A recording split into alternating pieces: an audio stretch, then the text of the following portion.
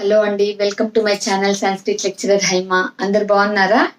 ఇవాళ కూడా ఒక మంచి శ్లోకం చెప్తానండి. ఏంటంటే అది బలవానపి అసక్తోసౌ ధనవానపి నిర్ధనః శృతవానపి మూర్ఖోసౌ యో ధర్మ విముఖో జనః. ఎవరైతే ధర్మం పట్ల ఆసక్తి లేకుండా ఉంటారో, ధర్మాన్ని ఆచరించడానికి ఎవరికైతే ఇష్టం ఉండదో, ధర్మము అంటే ఇంతకుముందు చాలాసార్లు చెప్పాను నేను, మన కర్తవ్యాలే ధర్మాలు. మనకు స్త్రీగా ఫర్ ఎగ్జాంపుల్ నేనున్నాను అనుకోండి, నేను ఒక భార్యగా నా ధర్మాలు నాకు ఉంటాయి, ఒక తల్లిగా నేను నిర్వర్తించవలసిన ధర్మాలు ఉంటాయి, అలాగే ఒక ఆడదానిగా నాకు కొన్ని ధర్మాలు ఉంటాయి. ఇవన్నీ కూడా ప్రతి వ్యక్తికి, మనుషులకు పిల్లలుగా మీ ధర్మాలు మీకుంటాయి, విద్యార్థులుగా మీ ధర్మాలు మీకుంటాయి. అంటే ఫర్ ఎగ్జాంపుల్ పిల్లలు ఉన్నారనుకోండి, పిల్లలుగా మీ ధర్మాలు ఏంటి? తల్లిదండ్రుల్ని బాగా చూసుకోవాలి, గౌరవంగా చూసుకోవాలి, ప్రేమగా చూసుకోవాలి, బాగా చదువుకోవాలి, వాళ్ళు చెప్పిన మాట వినాలి. ఇలాంటివన్నీ పిల్లలుగా మీ ధర్మాలు. విద్యార్థులుగా మీ ధర్మాలు ఏంటి? స్కూల్లో కానీ కాలేజీల్లో కానీ టీచర్స్ చెప్పింది జాగ్రత్తగా వినాలి, వాళ్ళు చెప్పిన వర్క్ చేయాలి, వాళ్ళని గౌరవించాలి, వాళ్ళకి ఎదురు చెప్పకూడదు. ఇలాంటివన్నీ కూడా విద్యార్థులుగా మీ ధర్మాలు.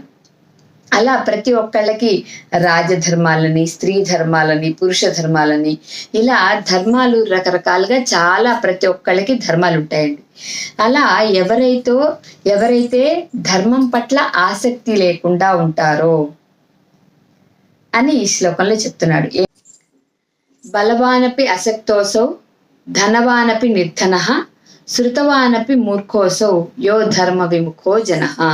ఎవరికైతే ధర్మం పట్ల ఆసక్తి లేదో, ధర్మాచరణ అంటే ఇష్టం ఉండదో, తన ధర్మాలను ఎవరైతే సరిగ్గా నిర్వర్తించలేడో వాడు ఎలాంటి వాడో ఇక్కడ చెప్తున్నాడు. ఓకేనండి.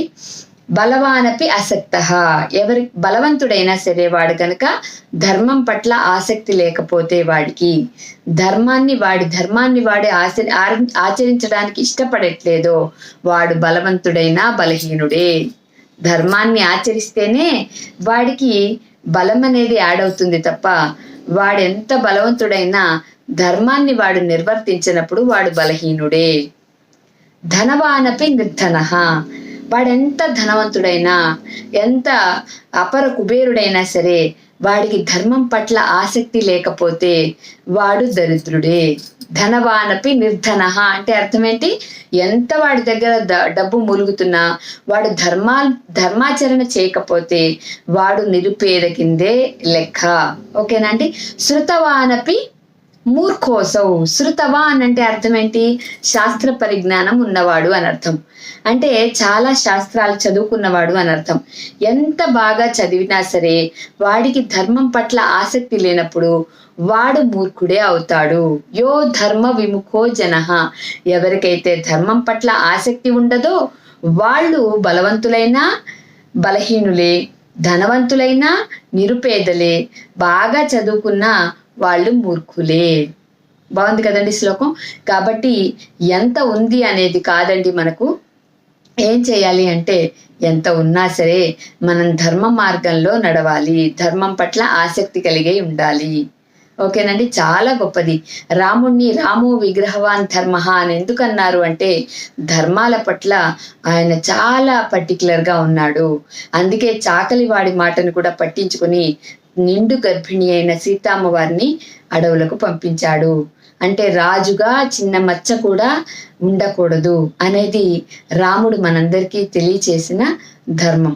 కాబట్టి ధర్మాన్ని ఎవరైతే పాటిస్తారో వాళ్ళకి భగవద్ అనుగ్రహం కూడా ఖచ్చితంగా తప్పనిసరిగా ఉంటుంది. కాబట్టి ధర్మ మార్గంలోనే మనందరం ప్రయాణం చేద్దాం. ఓకేనండి.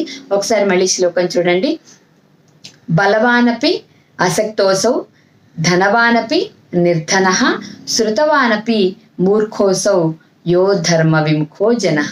బాగుంది కదండి. నా వివరణ నచ్చితే like, share and subscribe. Thank you.